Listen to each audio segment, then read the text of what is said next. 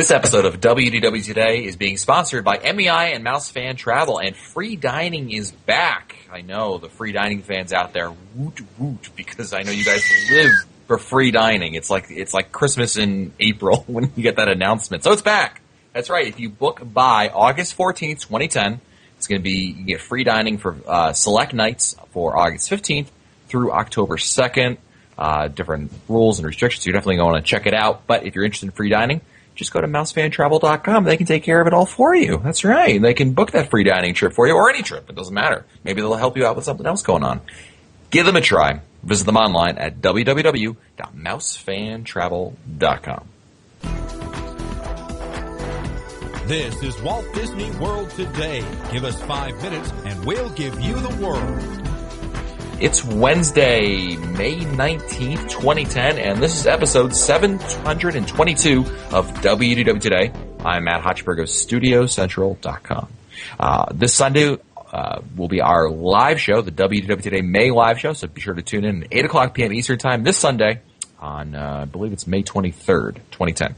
But joining me on today's show is Mike Scopa, a senior feature writer and blogger for allears.net. Welcome to the show, Mike. We have entered a wondrous new age, the age of information. Spaceship Earth? Spaceship Earth. Wow, shot in the dark. Wow.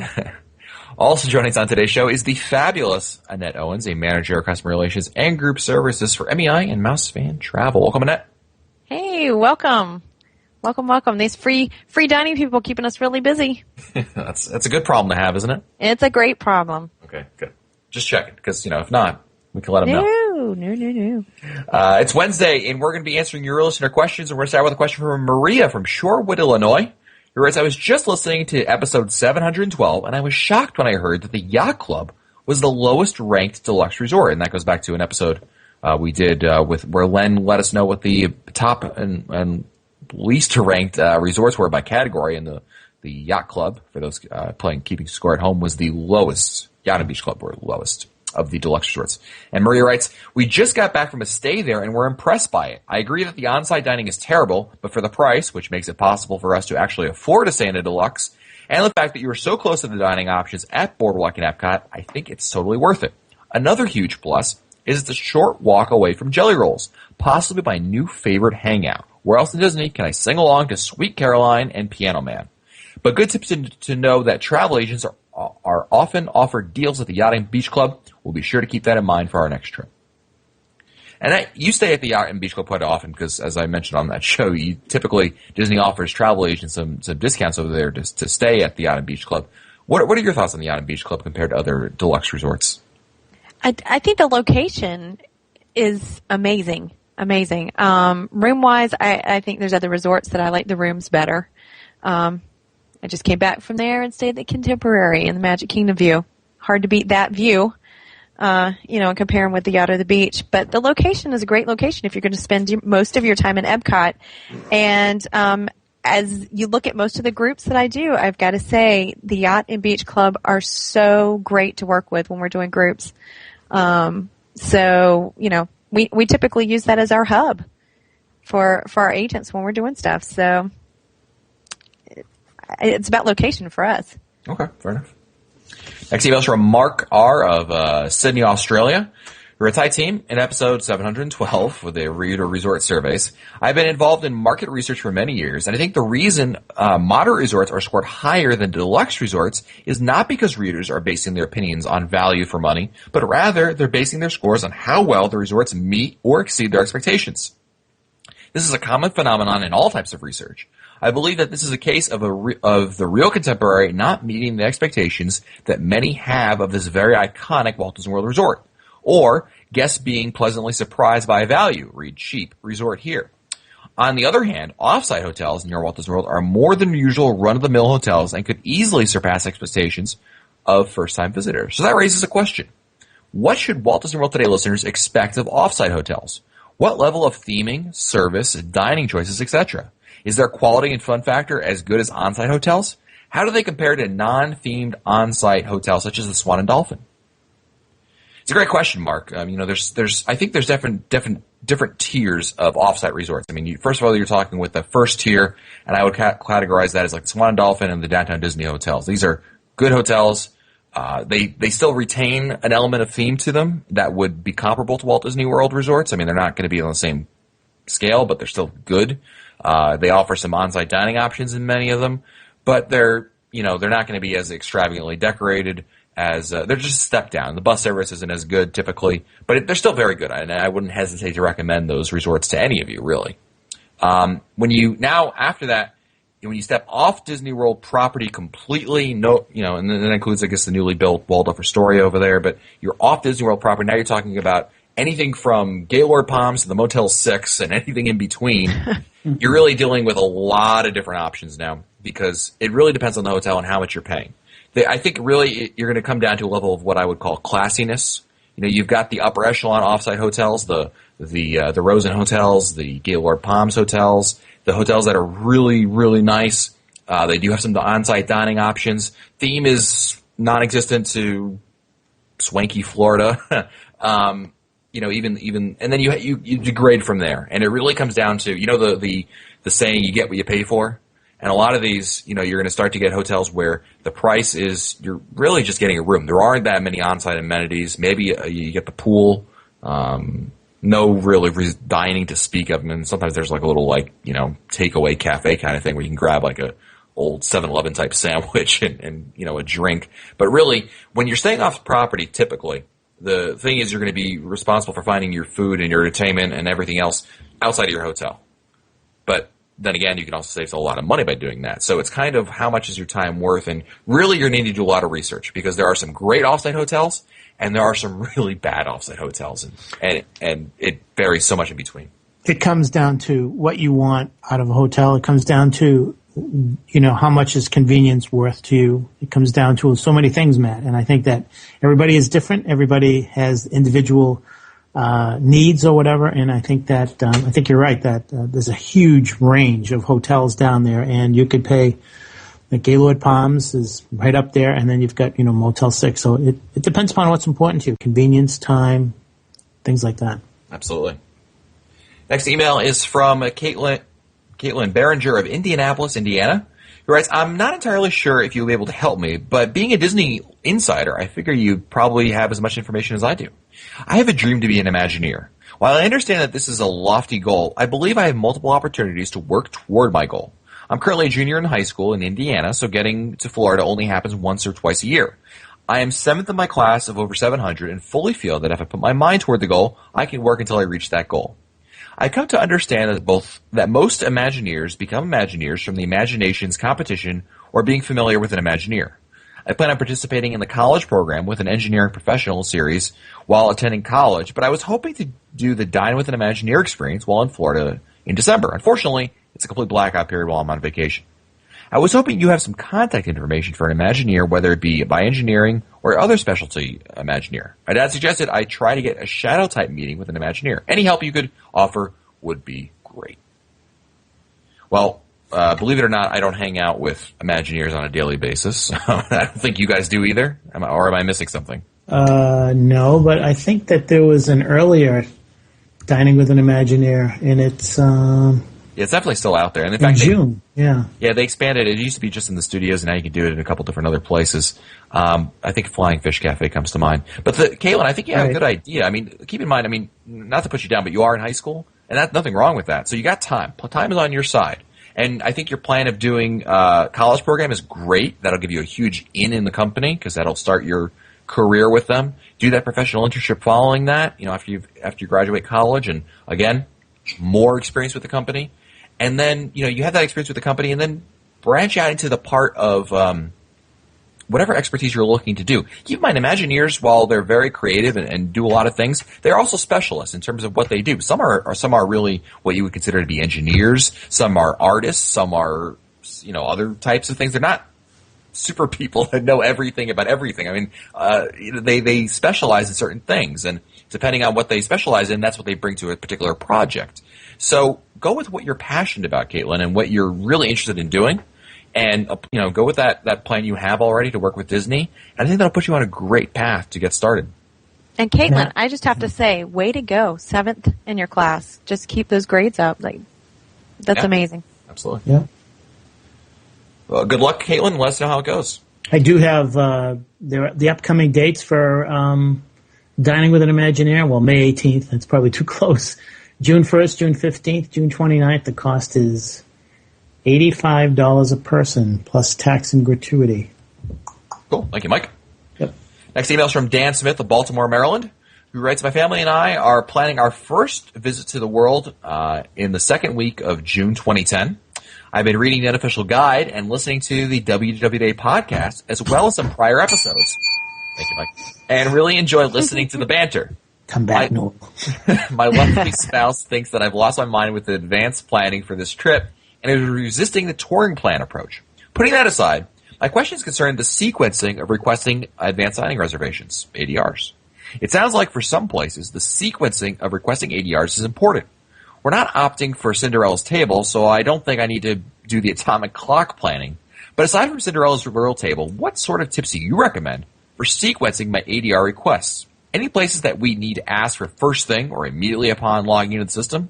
We are looking at one character dining experience each day, a lunch and a dinner, beginning with our arrival day. Should the strategy be based upon specific ADR or upon the day in our vacation? First, second day, third day, whatever it may be. What do you think, Scopa?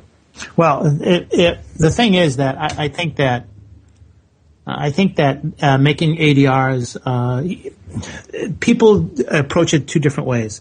One is that they try to eat they want to eat at certain restaurants while they're there. So the restaurant ADR, the ADRs that they're able to make will dictate how they tour Walt Disney World. For instance, we want to eat at Le Cellier. We could only get it for the Thursday we're there. So on that Thursday, we're going to go to Epcot. I think that that's one way of doing it. Other people will say, okay, let's go with the touringplans.com and let's see what the crowd calendar says. And the crowd calendar will dictate which parks they visit on certain days. And then they will use that as a priority to determine, okay, today we're going to be on Thursday that we're going to be at Epcot, so we're going to do all our Epcot stuff. And if we can't get Le Cellier, then the heck with it. I think those are two ways of approaching it. And the only other way is combination of the two. So it's going to depend upon what's important to whoever is putting this together. Is it more important to go to the parks, which you feel on those particular days give you, more chances to do attractions, or do you want the tail to wag the dog?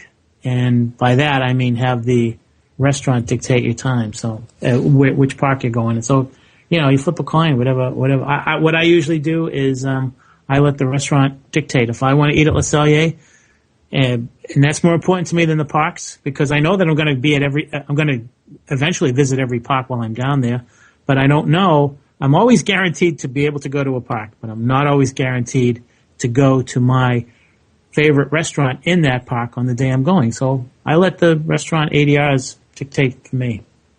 And Flexibility is key on this too, because it might be that you can get in for lunch but not dinner.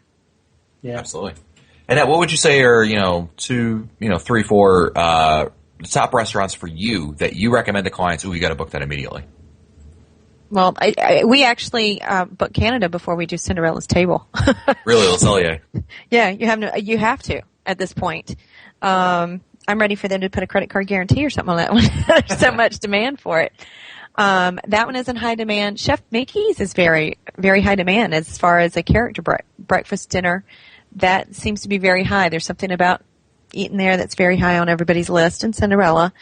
And when you start getting to your other resort restaurants, you really can. If you're looking in the resorts, you get a little more flexible. Dinners in Epcot are getting tougher and tougher to get. Mm. Yeah. I got some a little bit of a lens style trivia for you. I was talking to some Disney folk last week, and the number 2 most highly rated character meal at Walt Disney World, which restaurant do you think? Number 2. Number 2 is rated, I guess, afterwards. Okay. Princess? No, Hollywood and Vine. Really? You mean the breakfast? Playhouse? Yeah, the Play and Dine. Yeah, Playoffs. Are you kidding? Number 2.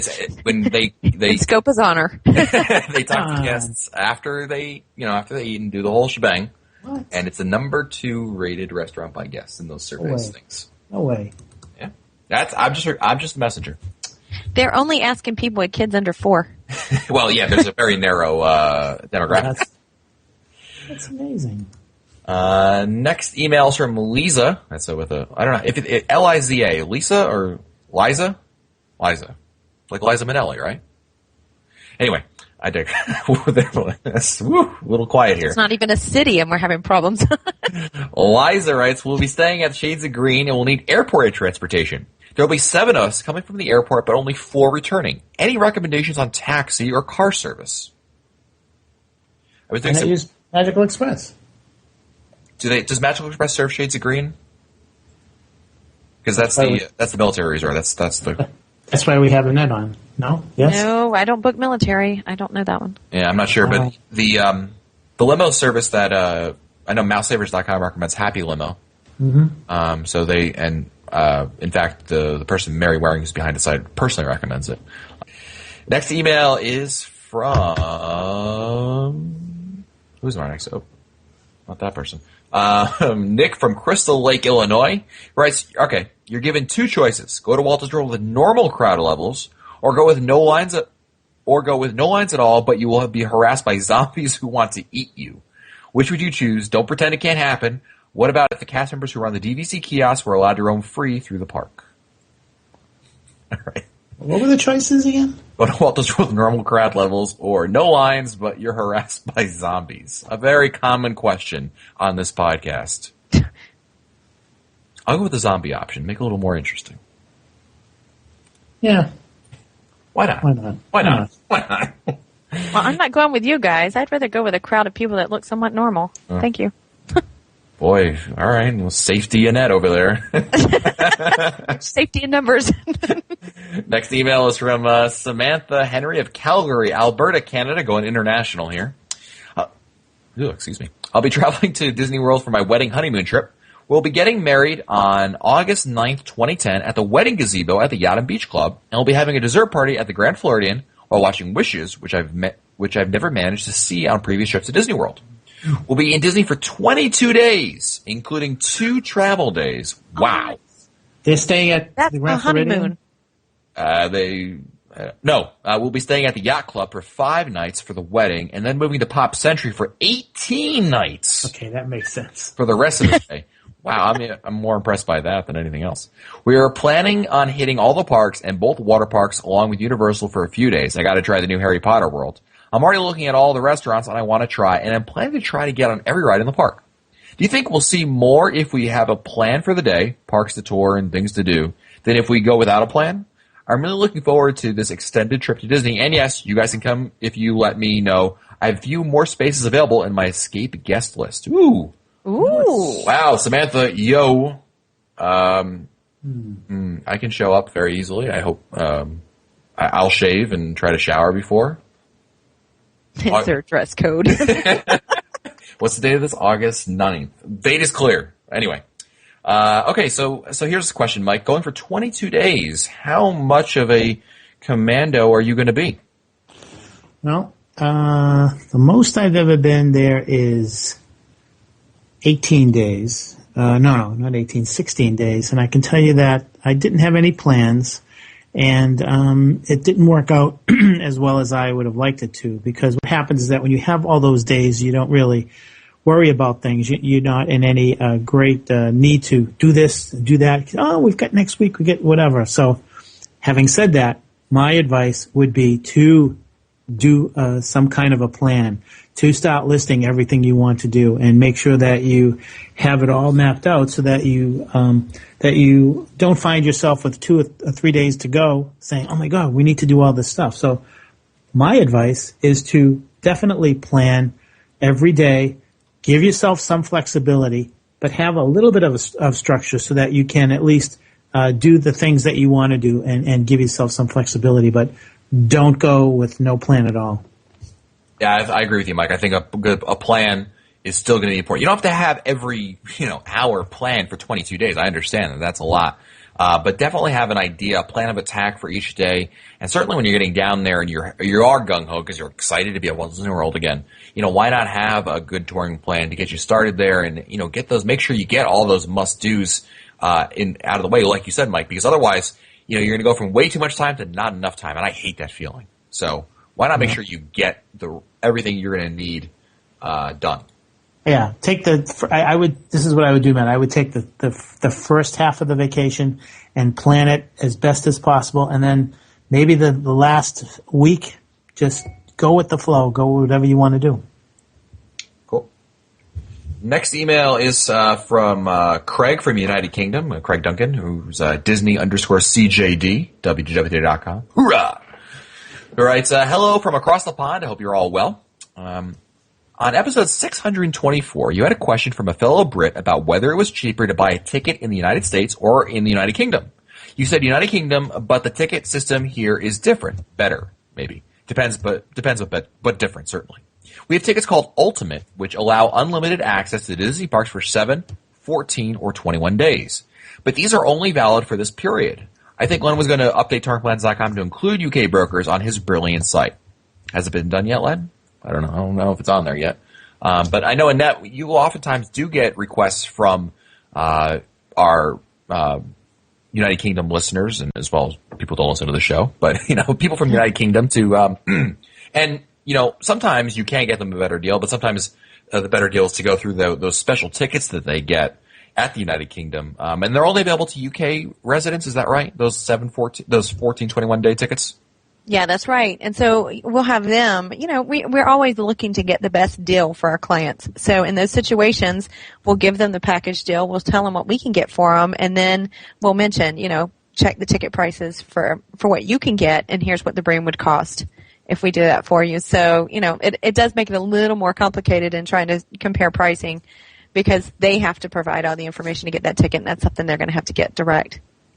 Yeah, but it doesn't hurt. So certainly you got nothing to lose by checking. I mean, check if the grass is greener on the other side. Oh, yeah. And check that out. Very good. Thank you, Craig, for that. Next email is from Dave and Dory, D. Rowells on WDW.com. Hoorah! From Sterling Heights, Michigan. He writes, first let me say that my wife and I are big fans of your show and love the lightheartedness, camaraderie, and fun banter. It's the best podcast out there. Thank you. I'm planning to go to the World over the 4th of July holiday, and I have a question regarding the fireworks on the 4th of July night. I realize that this is one of the busiest times of the year, and it'll be packed no matter if I go to the Magic Kingdom, Wishes, or Epcot Illuminations. But it's something that I've always wanted to see. We've been to Walt Disney World 20-plus times, so I'm very familiar with both shows and the nighttime spectaculars. Illuminations is my absolute favorite, with Wishes coming in a close second. I'll be traveling solo first time, if that factors any, unless my wife's schedule permits her to go. Anyway, of these two shows, not taking into account the crowds, which gives the best performance and is worth my 2-hour-plus wait time for a great spot? Wishes and Illuminations? Yeah, that's what he says. It's no contest, it's Illuminations. Yeah, Illuminations is just going to be easier to get into. I mean, Epcot is so much better at handling those huge crowds. I would rather go to Epcot because Magic Kingdom is going to close on July 4th at some point to guests in some stage or fashion. Epcot is going to be a lot more manageable for you. Although, Dave, you didn't mention it on here, but don't discount Hollywood Studios. I mean, yeah, you do have Fantasmic, but you're also going to have special July 4th fireworks on July 4th. And these are special fireworks that go off over the Sorcerer's Hat. And I've done the July 4th fireworks there. I've done the New Year's Eve fireworks. They are great, and the crowds are so much less at the park. No way. It's much more manageable. You can roll into the studios at like 6 o'clock in the evening and easily get a great spot for the fireworks. For July 4th? Really? Yeah, I've done it before. Are you kidding? I could faint and not fall down on Hollywood Boulevard for Sorcery in the Sky. No way. Yeah, it's just the problem is people just like Dave, only They don't think about it. They don't think about it. They just think Magic Kingdom or Epcot, Magic Kingdom or Epcot, Magic Kingdom or Epcot. And they have a regular fireworks thing and they have Fantasmic. So, you really could see both if you really wanted to. But the park rarely closes to that kind of capacity. It didn't even do that during New Year's. So, really, Dave, you want, I have some, if I remember, I'll put it in the show notes, a link to some photos from July 4th last year. And you can see what the crowds were like. And you're going to see it wasn't so bad. So just an option, but I agree with you. Going back to your original question, I agree with Scopa Illuminations. Next email is from Megan from Tuscaloosa, Alabama. He writes, first off, love the podcast. It makes my 4-hour drive from college tolerable. I'm planning a trip to the world for December 28th to January 2nd at Last Minute with a few college friends. We'll be staying at All-Star Sports for a few nights and then moving to All-Star Movies because of our late planning and small budget. Since I'll be down there for during New Year's, I wanted to get some inside information on the best park to be in when the clock strikes midnight. I've heard rumors about parks reaching capacity early in the day. Is that true? If so, what time would my party need to be in the designated park? Ah, great question, Megan, because I just talked about this. I would say Hollywood Studios. Absolutely. The park never closed to capacity. Neither did Epcot, by the way. Magic Kingdom does close. Usually, it'll close for a little bit and then reopen, and then may close again in the evening. Epcot definitely never closes. And the studios did not close as well, and they rarely close again because people overlook it. And for New Year's Eve, this was based on 2009 going into 2010, but the fireworks, they had a special fireworks there at midnight. They also had Fantasmic, and the fireworks were really, really cool. And Megan, I'll put the link in there for the photos so you can check it out. But it was very easy to get into the studios. I think you really enjoy it. They had Malt, Sweat, and Shears playing. They were doing they're a cover band really, and they play rock music. And I think you'd really enjoy it. Very good. Well, I think yes, it's time for our last question of the day. And in Mike Newell's absence over here, I'm going to pass it on to Mr. Scopa to choose an option for our last email day. So I'm going to give you one option, Mike, or three options rather. You choose one. The other two go back to the email queue to be answered later. Are you ready, Mike? Come back, Newell. Yes. And that's a lot of pressure to put on you. The options are: were we supposed to get off? Pleasantly packed to packed in. Pleasantly packed to packed in. Or please hand this to the cast member inside. Please hand this to the cast member inside. All right. The last email today is from Kelly from Savannah, who writes, you know how when you are about to enter a line at Walt Disney World, sometimes a cast member will hand you a plastic card on a lanyard and ask you to return it to the cast member before you get to whatever attraction you're about to see or do. Also that the good folks in the parks will have an idea of how long they're going to have to wait in line before the pleasure of riding their favorite ride or enjoying their beloved show. Well, consider this your wait time test. Insert evil laugh here. This email was sent on Don't Think About Fast Talking Over the Date, Hotchberg, October 14th. What's today? May 19th. So that makes the wait time for the popular attraction WDW Listener Question shows at, I don't know, you figure out the math. In all seriousness, your show is such a delight to listen to. It's so humorous to hear Matt's voice go up an octave when he realizes the email he's reading is 8 months old, or to hear Scopa's welcome back. Keep up the hard work. It says something about the show that you can never catch up on listener email questions because the advice you give is second to none. Kudos to each of you that brings the podcast.